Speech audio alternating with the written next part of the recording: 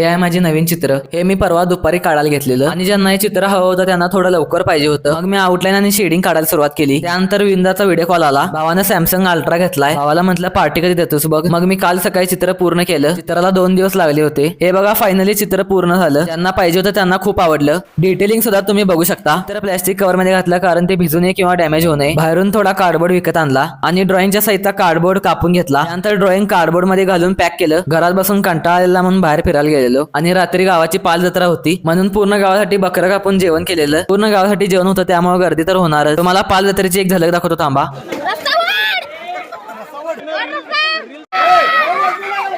आणि असली गावाकडची मज्जा आपल्याला शहरात अनुभवायला मिळत नाही. यासाठी गावातच यावं लागतं. आणि आज्जाने एकावर एक फ्री गुण आजीला खुश केलं.